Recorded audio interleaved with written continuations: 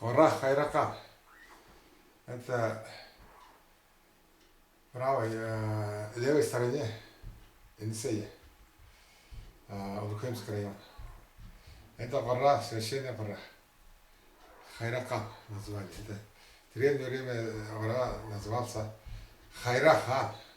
Хайра — это защищать народ. Хан — это царь. Вот это слово Хайрахан. Тувинцы начали называть короче Хайракан. Хайракан — это так-то медвежья гора. Медведь. Это связано с духом медведя. Хайракан, когда-то там в древние времена жили в горе медведи. Большие медведи, которые нынче такие медведи не существует. Сейчас меньше стали медведи. Медведь — гора. Там по преданию назвался этот медведь гора Хайракан. Духи очень сильные. Духи эту гору защищать весь тувинский народ. Вот этот с сей стороны горы там есть Арджан, Алтышина. Там какое-то время тростниковый период или какой-то период, когда болото было, это камни мягкие были.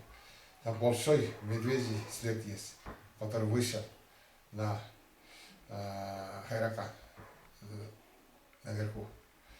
И так и прошел этот медведь. Его след остался там. Ну вот, когда я там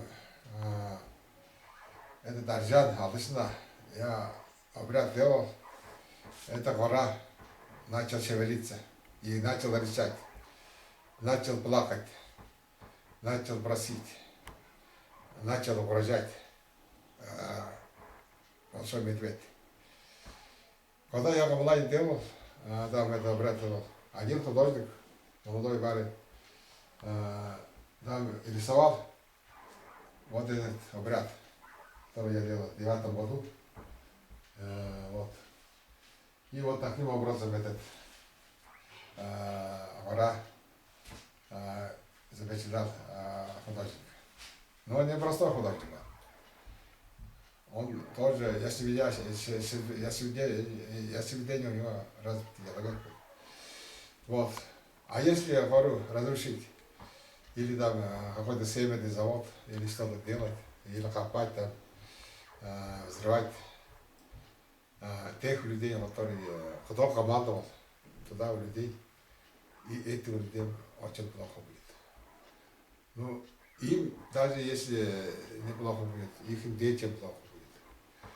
Вот. Потому что духи, очень сильные духи, этот хозяева этих гор,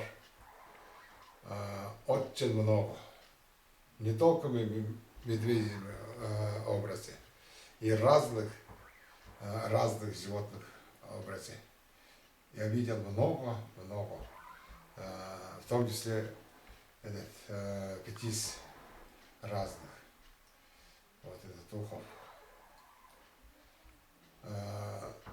Надо быть, если вот что-то делать, промышленность какой-то завода, надо быть осторожным. Очень осторожным. Я предупреждаю.